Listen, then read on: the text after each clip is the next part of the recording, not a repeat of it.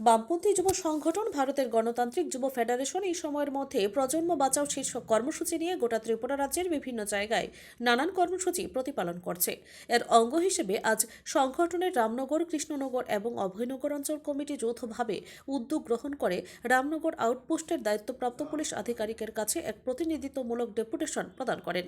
বিশেষ করে অলিতে গলিতে যেভাবে নেশার সাম্রাজ্য বিস্তার হচ্ছে তাকে কঠোরভাবে প্রতিরোধ করার দাবি জানানো যেমন হয়, ঠিক একই রকম ভাবে পরীক্ষার মৌসুমে গভীর রাত অবধি শব্দ দূষণ মারাত্মক এই বিষয়টা আখ্যায়িত করে প্রতিনিধি দলের তরফ থেকে ব্যবস্থা গ্রহণের দাবি জানানো হয়।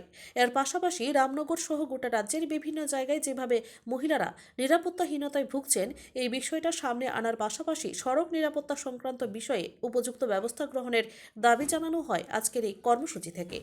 Bureau report, Tripura news Bangla. DYFI সদর বিভাগীয় কমিটির পক্ষ থেকে রামনগর আউটপোস্ট থানার ওসি সাহেবের নিকট এসেছি আমরা নির্দিষ্ট কতগুলি দাবিকে সামনে রেখে, এবং ইতিমধ্যে এরা গোটা রাজ্যব্যাপী সর্বজন বিদিত যে যেরকমভাবে নেশা, জুয়া, পাচার বাণিজ্য বেড়ে চলছে, এই ঘটনাগুলি নিয়ে আমরা ডিওয়াইফাই গভীরভাবে উদ্বিগ্ন এবং গোটা রাজ্যব্যাপী এই কর্মসূচির আহ্বান আমরা করেছি, প্রজন্ম বাঁচাও। ফলে এই কর্মসূচির অঙ্গ হিসেবে নির্দিষ্ট কয়েকটা পয়েন্টের ভিত্তিতে আজকে আমরা এই আউটপোস্টে এসেছি। আমাদের পয়েন্টগুলির মধ্যে আছে, প্রথমে হচ্ছে নেশা এবং জুয়া কারবারিদের বিরুদ্ধে কঠোর ব্যবস্থা গ্রহণ করতে হবে, এবং এই যে পাচার বাণিজ্য, নেশা বাণিজ্যটা বন্ধে পুলিশকে একটা সদর্থক ভূমিকা গ্রহণ করতে হবে। আমরা দেখলাম এই সময়ের মধ্যে জিরানিয়া রেলকাণ্ডের পর আগরতলা শহরেও গত কিছুদিন আগে রেলের ওয়াগন ভর্তি নেশা সামগ্রী ধরা পড়ল। ফলে পুলিশের সামনে এই ঘটনাগুলি হচ্ছে এবং পুলিশ প্রশাসন এখন পর্যন্ত কাউকে গ্রেপ্তার করছে না। যারাই অবৈধ এই নেশা সাম্রাজ্য বিস্তারে ভূমিকা গ্রহণ করছে, পুলিশ জানে এগুলি। পুলিশ জানার পরও কেবলমাত্র শাসক দলের অঙ্গি হেলনে কাজ করছে পুলিশ। নেশা কারবারিদের বিরুদ্ধে পুলিশ কোনো ব্যবস্থা গ্রহণ করছে না। ফলে আমরা দাবি জানাচ্ছি তাদের বিরুদ্ধে দ্রুত ব্যবস্থা গ্রহণ করতে হবে। দ্বিতীয় পয়েন্টটা কী আছে? রাজনৈতিক সন্ত্রাস রোধে প্রশাসনকে কঠোর পদক্ষেপ গ্রহণ করতে হবে। আজকে যেখানেই আমরা লক্ষ্য করছি যে প্রতিবাদের ভাষা প্রতিরোধ তৈরি করছে, সেখানেই শাসক দলের আক্রমণ, সন্ত্রাস এগুলি নেমে আসছে। তৃতীয় পয়েন্ট কি? ছাত্রী, যুবতী, মহিলাদের নিরাপত্তা দিতে হবে। এটা তো ঘটনা যে 14 বছরের শিশু থেকে 72 বছরের বৃদ্ধ আমাদের রাজ্যে আজকে ধর্ষিত হয়, এবং কারা এই ধর্ষণকাণ্ডে যুক্ত? বিজেপির চুনকুটি নেতা থেকে মণ্ডল স্তরের, রাজ্য স্তরের বেশ কয়েকজন নেতারা। ফলে এই ধর্ষণকারীদের বিরুদ্ধেও পুলিশ যেন সদর্থক ভূমিকা গ্রহণ করে আইন অনুযায়ী তাদেরকে শাস্তির ব্যবস্থা করতে হবে। তার বাইরে কি? মাধ্যমিক, উচ্চ মাধ্যমিক পরীক্ষা আসন্ন, কোথাও কোথাও এর মধ্যেই শুরু হবে পরীক্ষাগুলি।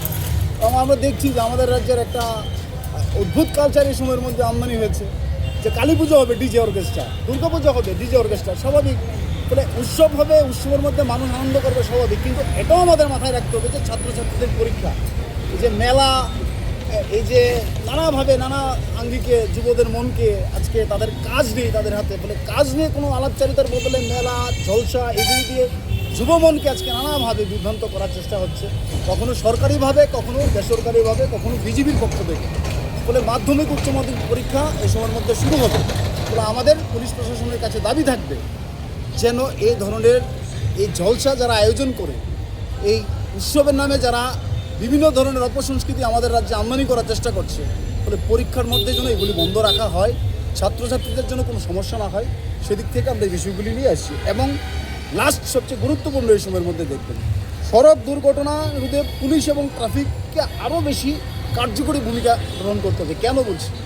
একদিক হচ্ছে আমাদের দেশের রাজধানী দিল্লি, আজকে যেটা সকালবেলা যেটা আমরা প্রতিদিন মোবাইল ফোন ঘাঁটি, যে একোয়াই এয়ার কোয়ালিটি ইন্ডেক্স যেটা আমরা দেখি, দিল্লিতে যে আমাদের রাজ্য আজকে সেই একই অবস্থা, শ্বাস নেওয়া কষ্টকর। একদিকে হচ্ছে অবৈজ্ঞানিক পদ্ধতিতে স্মার্ট সিটির কাজ চলছে, ধুলোবালি এবং যান চলাচল এর মধ্যে ফেসে যাচ্ছে। ফলে একটা পলিউশন একটা এই সময়ের মধ্যে দারুণভাবে তৈরি হচ্ছে মানুষের।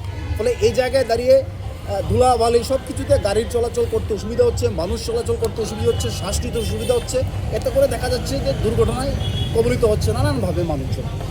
কখনো আমরা দেখছি মানুষের প্রাণহানি হচ্ছে এতে, কখনো দেখছি যে ভালোভাবেই সে ইনজোর্ড হচ্ছে।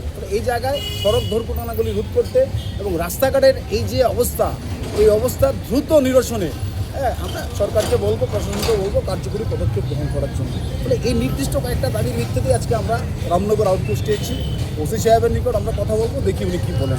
কেন রামনগর কে বেছে নিল, অন্য জায়গা তো আপনার? আমরা এই প্রজন্ম বাঁচাও কর্মসূচির অঙ্গ হিসেবে আমরা গত পরশুদিন আমরা এনসিসি থানাতে আমাদের টিম ডেপুটেশন দিয়েছে, ওইখানকার যারা লোকাল আছে তারা দিয়েছে, গতকালকে বটতলা ফাঁড়িতে দিয়েছে, আজকে রামনগর আউটপোস্টে এসেছি। আমরা পশ্চিম থানায় আমরা আমাদের পারমিশনের কাগজ আমরা ওসির কাছে সময় চেয়ে আমরা চিঠি পাঠিয়েছি, এসডিপিওর কাছেও আমরা সময় চেয়ে চিঠি পাঠিয়েছি। ওনারা এখন আমাদের টাইম দেননি, যদিও আমাদের সাথে টেলিফোনে কথা বলার চেষ্টা করেছেন যে দেশের স্বরাষ্ট্রমন্ত্রী এসছে, ফলে এই সময়ের মধ্যে তারা একটু বিজি শিডিউল, আমরা মেনে নিয়েছি, স্বাভাবিক ব্যস্ত থাকবে পুলিশ। ফলে দেখা যাক আগামী দিন আমাদের যদি সময় দেয় আমরা নির্দিষ্ট বিষয়গুলিকে নিয়ে ওই থানাগুলিতেও আমরা যাব।